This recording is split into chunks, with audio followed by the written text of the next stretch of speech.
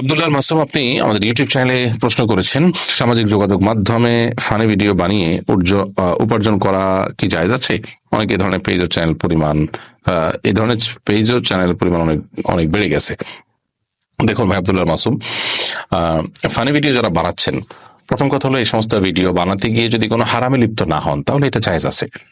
মানুষকে হাসানোর জন্য চেষ্টা করলেন, আনন্দ দেওয়ার চেষ্টা করলেন, সেখানে কোনো প্রতারণা, মিথ্যা অথবা বিপরীতের কিছু নেই, তাহলে এটা জায়েজ আছে। মিউজিকের কোনো ব্যবহার নেই, হতে পারে এরকম ছোট নাটিকা ইত্যাদি তৈরি করলেন।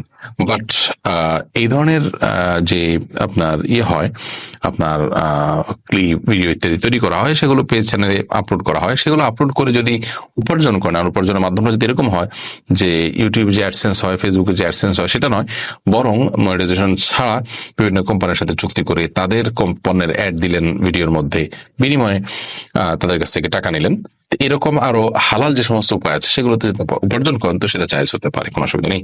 মিরাজ হোসেন, আপনি লিখেছেন, কাপড় দোকানদার হওয়ার কারণে অনেক মহিলার সাথে কথা বলতে হয়, হাসি মুখেই কথা বলতে হয়, এক্ষেত্রে এটা কি আমার জন্য জায়েজ হবে? এতে কি আমার গুনাহ হবে?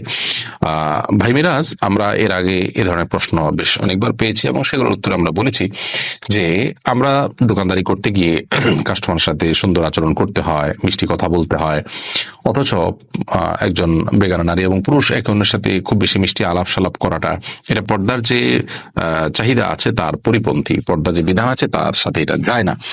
তো সেই জায়গা থেকে আমরা বলবো যে এই ধরনের পরিস্থিতিতে তাদের সাথে কৃত্রিমতা তৈরি করে আলাপ সালাপ না করাই উচিত। এখন কথা না করলে কাস্টমার তো রাগ করবেন, অথবা তিনি ভুল বুঝবেন বা আমার দোকানে আসবেন না।